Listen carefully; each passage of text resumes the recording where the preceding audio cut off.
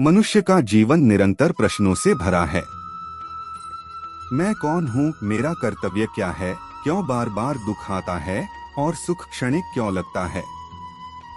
अर्जुन का विषाद केवल युद्ध भूमि का नहीं था, वह हर मनुष्य के भीतर चल रहे युद्ध का प्रतीक था। जब मन, बुद्धि और भावनाएं एक दूसरे से टकराती हैं, तब निर्णय लेना कठिन हो जाता है। ऐसे समय में श्री कृष्ण का उपदेश केवल धार्मिक ग्रंथ नहीं रहता, वह जीवन मार्गदर्शक बन जाता है।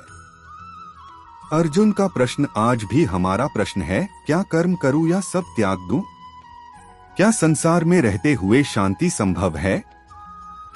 गीता का उत्तर स्पष्ट है, कर्म छोड़ना समाधान नहीं, कर्म का शुद्ध भाव ही मुक्ति का मार्ग है। अध्याय 2, कर्मयोग का मूल सिद्धांत। कर्मयोग का अर्थ केवल काम करना नहीं, बल्कि सही दृष्टि से काम करना है। श्री कृष्ण कहते हैं, कर्म करने में ही तेरा अधिकार है, फल में नहीं। यह वाक्य सुनने में सरल है, पर जीवन में उतारना सबसे कठिन, क्योंकि हमारा मन फल से बंधा हुआ है।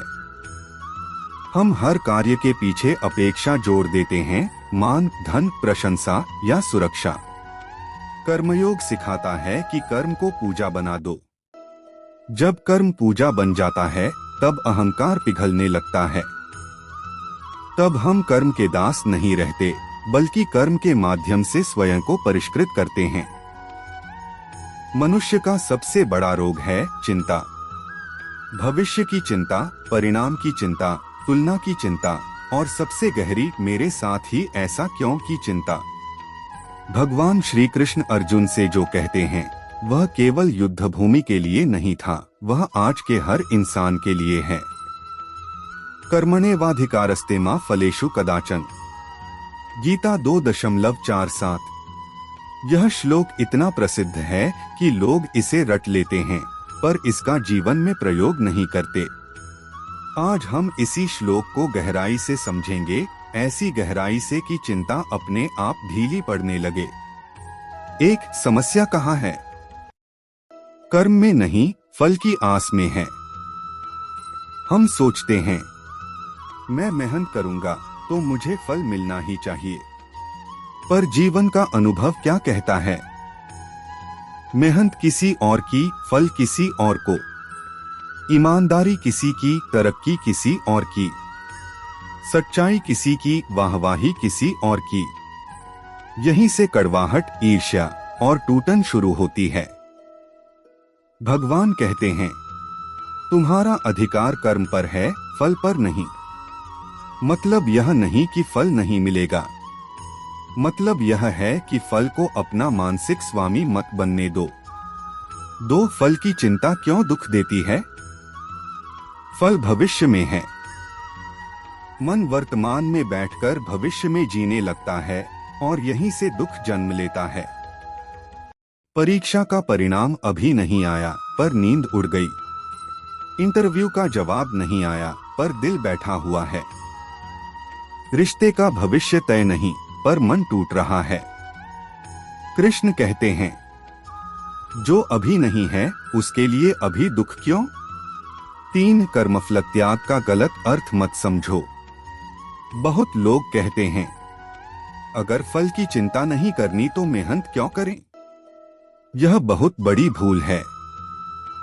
कर्मफल त्याग का अर्थ है मेहनत छोड़ देना नहीं, लक्ष्य छोड़ देना नहीं, जिम्मेदारी छोड़ देना नहीं, फल को ईश्वर पर छोड़ देना, कर्म को पूरी ईमानदारी से करना। 4 अर्जुन की समस्या भी यही थी। अर्जुन युद्ध से डर नहीं रहा था, वह परिणाम से डर रहा था, अपने ही लोगों को मारने का फल। समाज क्या कहेगा? इतिहास क्या लिखेगा? कृष्ण ने कहा, अर्जुन तू युद्ध कर, फल मैं देख लूंगा। यही गीता का सार है। 5 आज के जीवन में इसका प्रयोग कैसे करें? 1 पढ़ाई में पढ़ो पूरी लगन से, पर रिजल्ट को लेकर रोज रोज खुद को मत मारो। 2 काम धंधे में ईमानदारी से काम करो। पर यह मत सोचो कि हर ईमानदार आदमी सफल ही होता है। सफलता का समय ईश्वर तय करता है। 3 रिश्तों में प्यार सच्चा रखो, पर यह अपेक्षा मत पालो कि सामने वाला हमेशा वैसा ही लौटाएगा। 6 चिंता क्यों ईश्वर पर अविश्वास है? जब हम कहते हैं अगर यह नहीं हुआ तो सब खत्म, तो असल में हम कह रहे होते हैं हे ईश्वर, मुझे तुझसे ज्यादा अपनी योजना पर भरोसा है। कृष्ण कहते हैं जिसे मुझ पर भरोसा है उसे भविष्य की चिंता नहीं होती। 7 कर्मफल त्याग से क्या मिलता है?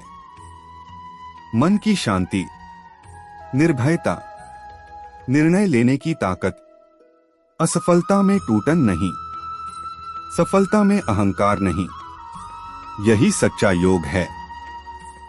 8 एक गहरी बात समझो, फल की चिंता करने वाला आदमी कर्म का गुलाम नहीं, फल का गुलाम बन जाता है, और जो फल छोड़ देता है वह कर्म का स्वामी बन जाता है। 9 गीता क्यों आज और जरूरी है? क्योंकि आज तुलना ज्यादा है।